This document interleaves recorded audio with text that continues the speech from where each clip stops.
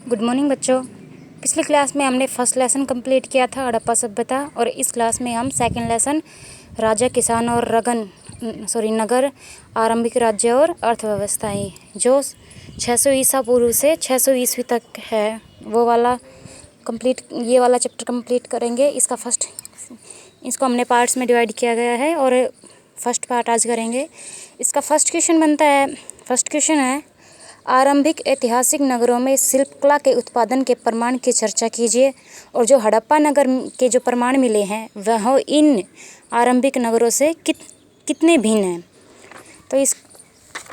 तो हम देखते हैं। फर्स्ट पॉइंट है, नगरों के लोग उच्च श्रेणी के कटोरे और थालियाँ बनाते थे, मृदभांड भी बनाते थे। जो ऐतिहासिक नगर थे जो स्टार्टिंग के, वो जिसमें शिल्पकला के उत्पादन के प्रमाण पूछा है इन्होंने, तो जो हमें प्रमाण मिले हैं वो ही हमें बताएंगे। जैसे जो नगरों के लोग थे वे उच्च श्रेणी के कटोरे थालियाँ बनाते थे, मृदभांड बनाते थे और उन पे कलर वगैरह भी करते थे, जैसे कि हड़प्पा सभ्यता के लोग करते थे। दूसरा पॉइंट है, इनमें उपकरण, हथियार, बर्तन, सोने चांदी, कांस्य, तांबे, गहने आदि तैयार करने का काम किया जाता था। मतलब ये छोटे छोटे आप बोल सकते हो उद्योग भी थे जिसमें हथियार, बर्तन, सोने चांदी के जो सोने चांदी के बर्तन या गहने होते हैं वो, और कांस्य, तांबे के आदि जो ये है, ये सारी चीज़ें तैयार किए जाते थे। ये तीसरा पॉइंट है कि जो शिल्पकार है और ये उत्पादन करता है वो अपनी श्रेणियाँ बनाए रखते थे। अलग अलग वर्ग डिवाइड किए गए थे वह, और उसी के ही अंडर में रह के अपना कार्य करते थे। एक वर्ग को एक काम दे दिया, जैसे कुम्हार को घड़े बनाने का, मृदभांड बनाने का काम दे दिया गया, लोहार को लोहे की जो वस्तुएं हैं वो बनाने का काम दे दिया। तो इन शिल्पकारों ने अपनी अपनी जो श्रेणियाँ थी वो बनाकर उसमें काम करते थे। अब इसमें ये पूछा गया है कि जो ये नगर है, ये हड़प्पन, जो ये नगरों के जो प्रमाण मिले हैं वह हड़प्पा जो सभ्यता के जो प्रमाण हैं उनसे भिन्न है या उनके जैसे ही हैं, ये पूछा गया है हमारे क्वेश्चन में। तो इसमें बताया है कि कुछ प्रमाण तो हड़प्पा के नगर के जैसे मिले हैं, लेकिन कुछ प्रमाण ऐसे हैं जो हड़प्पा सभ्यता से इसको अलग करते हैं। जैसे जो मकान और भवन के जो अवशेष मिले हैं वह हड़प्पा से भिन्न है। मतलब जो जैसे मकान और भवन हमें हड़प्पा सभ्यता में मिले हैं उससे थोड़े भिन्न हमें जो आरंभिक नगर है उसमें मिले हैं। और सेकंड पॉइंट है, जो हड़प्पा सभ्यता के लोग थे वो लोहे को नहीं, केवल कांस्य और तांबे का यूज करते थे। मतलब जो बर्तन या भी में मूर्तियाँ मिली या मोहरें मिली है उसमें किसी प्रकार का भी हमें लोहे का उपयोग देखने को नहीं मिलता, लेकिन जो ये आरंभिक नगर के लोग हैं वो लोहे का उपयोग करते थे। सेकंड क्वेश्चन हमारा है, जो हमें महाजनपद मिले हैं 16 महाजनपद मिले हैं, उसके विशिष्ट अभिलक्षण क्या क्या है उसका वर्णन कीजिए। तो हमें जो जैन और जो बौद्ध ग्रंथ है उसमें हमें 16 महाजनपदों का वर्णन मिलता है। जो 16 महाजनपद और उसकी राजधानियों की मैंने फ़ोटो सेंड कर दी थी, वो आपके पास पहुंच गई होगी। आप उसमें से याद कर लीजिएगा कौन से 16 जनपद है और उनकी क्या क्या राजधानियाँ है। तो अब हम देखते हैं कि क्वेश्चन है कि विशिष्ट अभिलक्षण जो 16 महाजनपदों के थे वो क्या क्या थे। तो फर्स्ट लक्षण है कि महाजनपद के लोग लोहे का बहुत अधिक मात्रा में प्रयोग करते थे, और सिक्के के विकास के साथ साथ आरंभिक नगर और राज्यों का विकास भी उसमें काफ़ी देखने को मिलता है। सेकंड पॉइंट है कि जो महाजनपद थे उसमें हर जनपद में एक राजा होता था, वह अपनी जो जनपद था उसकी देखरेख करता था, अपनी प्रजा के कार्य करता था, और जनपद की एक राजधानी होती थी। प्रत्येक जनपद की एक राजधानी थी, वो आप याद कर लीजिएगा। और जो ये राजधानी थी वो किलों से घिरी हुई होती थी, और जो राजधानी के जो आसपास का क्षेत्र था वह राजधानी के अंडर में आता था, और राजधानी में को बहुत ही सुंदर व्यवस्थित किया गया था। ये प्रत्येक जनपद की जो राजधानी थी वह जनपद के बीचों बीच स्थित की गई थी, ताकि वह पूरे जनपद को में जो कार्य हो रहा है उसको देख रेख अच्छे प्रकार से कर सके।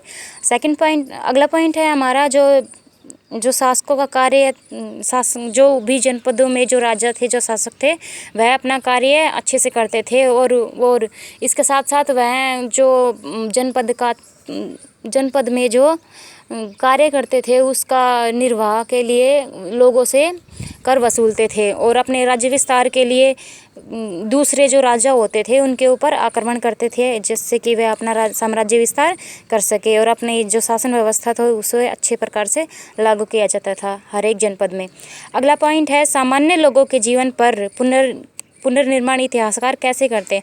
मतलब कि जो भी जैसे जो हमें ये जो सभ्यता मिली है, जो नगर मिले हैं, उसमें इतिहासकार ऐसे क्या चीज़ें देखते हैं जिससे वे इतिहास का पुनर्निर्माण करते हैं। तो क्या क्या चीज़ें हमें देखने को मिलती है जिससे हम ये अनुमान लगा सकते हैं कि वहाँ पे कैसा राज्य हुआ होगा, कैसे क्या कौन से शासक हुए होंगे। तो ये पॉइंट्स है जो वैदिक साहित्य का प्रयोग, वो लोग वैदिक साहित्य का प्रयोग करते थे, जिसमें जैसे कि कोई राज्य मिला है उसमें वैदिक साहित्य है हमारे और उसमें अलग अलग राज्यों का वर्णन किया गया है। तो ये भी एक इतिहासकार के लिए काफ़ी यूज़फुल चीज़ है जिसका यूज करके वह उस टाइम के लोगों के जीवन के बारे में बता सकते हैं। सेकंड पॉइंट है हमारा यात्रियों द्वारा लिखित विवरण। जो भी विदेशों से यात्री आए हैं हमारे एंशियंट टाइम में, मेडिवल टाइम में अलग अलग यात्री आए हैं जिन्होंने अपने जो कुछ भी भारत में देखा उन सब की चर्चा अपने जो यात्रा वृत्तांत है उसके अंदर लिखे हैं। तो ये भी हमारे मतलब जो इतिहासकार है उनके लिए अच्छा एक स्रोत मानते हैं कि उनके लिखे हुए जो वृत्तांत है उसके द्वारा हम बता सकते हैं कि किस स्टेट में कौन सा राजा कार्य करता था और क्या क्या उसकी जो स्थिति थी अलग अलग, जैसे पॉलिटिकल कंडीशन हो गई, इकोनॉमिक हो गई, जैसे ये सारी कंडीशनों के बारे में हम इतिहासकार मतलब जो यात्री थे उनसे जो उनके वृत्तांत थे उसमें हमें देखने को मिल सकते हैं। अगला पॉइंट है हम कब्रों की सहायता से जो भी हमें एंशिएंट टाइम की जो कब्र मिली है उसमें हम पता लगा सकते हैं कब्रों को देख के कि उसकी जो इकोनॉमिक कंडीशन है उसके बारे में पता चलता है। जैसे पहले क्या होता था कि कब्रों के मतलब जो इंसान को दबाते थे उनके साथ साथ कुछ चीज़ें भी रखते थे, जैसे बहुमूल्य वस्त्र हो गए, खाने की चीज़ें हो गई या फिर कुछ और सामान भी रखते थे। तो जिससे हम ये अनुमान लगा सकते हैं कि मतलब जिसकी जो कंडीशन होगी वह अपने कंडीशन के अनुसार ही रखता है। जैसे साधारण वर्ग के लोग साधारण चीज़ें रखेंगे, उच्च वर्ग के लोग कब्र के साथ मतलब जो भी दफनाया जाएगा उसके साथ अच्छी चीज़ें रखेंगे। तो इसलिए हमें यह भी उनके लोगों के जीवन के पुनर्निर्माण में बहुत ही सहायता देते हैं। दूसरे हैं जो अभिलेख, सिक्के या जो चित्र मिले हैं उनके द्वारा भी हम जो पिछले टाइम के जो भी स्थिति है उसके बारे में जान सकते हैं। अभिलेखों में राजाओं का वर्णन किया गया, उसकी उपलब्धियों का, उसने कैसे राज्यकाज किया उसका। तो ये सारी चीज़ें हमें अभिलेखों से जानकारी मिल जाती है। सिक्कों के द्वारा भी किस राजा ने किस टाइप के सिक्के चलाए, सोने के, चांदी के, कांसे के, किस प्रकार के सिक्के चले थे, किस प्रकार के चित्र थे। चित्रों में हम देखते हैं कि अलग अलग प्रकार के चित्र मिले हैं। तो इसकी सहायता से भी हम ये इतिहासकार पता लगाते हैं कि उस टाइम के लोगों का जीवन कैसा था। अगला है कि दान संबंधी रिकॉर्ड और आदेशों का अध्ययन से जो भी रिकॉर्ड हमें मिले हैं, जो अध्यादेश हमें मिले हैं, जो स्तंभ लेख हमें मिले हैं, तो उनसे हम ये पता लगता है कि उस टाइम में किस प्रकार के जो दान संबंधी रिकॉर्ड थे और जो भी कर कितने प्रकार के कर वसूले जाते थे। ये सारी चीज़ें हमें रिकॉर्ड में मिल जाती है। तो ये सारे पॉइंट्स हैं जो हमें सामान्य लोगों के जीवन के पुनर्निर्माण में इतिहासकार को मदद करते हैं। अगला क्वेश्चन हमारा बनता है कि जो अभिलेखों को समझने के लिए अभिलेख शास्त्रियों को क्या क्या कठिनाइयों का सामना करना पड़ता है। तो क्या क्या कठिनाइयाँ आती हैं, तो वो इसके कुछ पॉइंट्स जो हम लिखे हैं। फर्स्ट पॉइंट है प्राचीन काल में अभिलेखों को समझने में कुछ कठिनाइयाँ होती थी, जो क्योंकि उसकी जो लिपियाँ थी वह अलग थी, आज की हमारी लिपि अलग है, तो उनको समझने में बहुत ही दिक्कतों का सामना करना पड़ता है। दूसरा पॉइंट है अभिलेखों का शब्द टूटना। काफ़ी जैसे बहुत ही पुराने अभिलेख हो गए हैं, तो कुछ अभिलेख ऐसे मिले हैं जिनके जो शब्द थे वो टूटे फूटे मिले हैं। तो जिस प्रकार से हम शब्दों का जो सही अर्थ है वो निकालना कभी कभी मुश्किल हो जाता है। तो ये भी समस्या अभिलेख शास्त्रियों के सामने आई है। तीसरा पॉइंट है कि बहुत सारे जो कई अभिलेख ऐसे मिले हैं जो बहुत ही खंडित अवस्था में मिले हैं, जो हमें जो खंडित अवस्था में मिले हैं। तो ये भी एक बहुत ही दिक्कत वाली बात हो जाती है कि मतलब जैसे आधा अभिलेख स्थितिपूर्ण अवस्था में है तो हमें कुछ समझ नहीं आता है कि इस पर क्या लिखा होगा। हम के अनुमान के आधार पर उसका बताते हैं कि शायद यही लिखा होगा। अगला है कि कई अभिलेखों में जो भाषा है उसका अर्थ स्पष्ट नहीं हो पाता है, क्योंकि उस टाइम की भाषा अलग थी, आज की भाषा अलग है। तो जो अभिलेख शास्त्री हैं वो अनुमान ही लगाते हैं कि शायद यही लिखा होगा। और तो यह भी एक बहुत बड़ी समस्या आ जाती है। अगला पॉइंट है कि एक ही राजा के जो नाम है और उपाधियाँ हैं वो अलग अलग दिए गए हैं।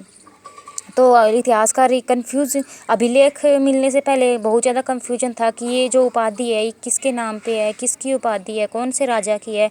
तो ये सारे भ्रमित करने वाली जो ये नाम है, मतलब एक ही राजा के अनेक नाम दिए गए थे, जैसे अशोक के थे, प्रियदर्शन थे, देवपुरम थे, ऐसे नाम है जो ये समझ नहीं आता है कि कौन से राजा के ये नाम होंगे।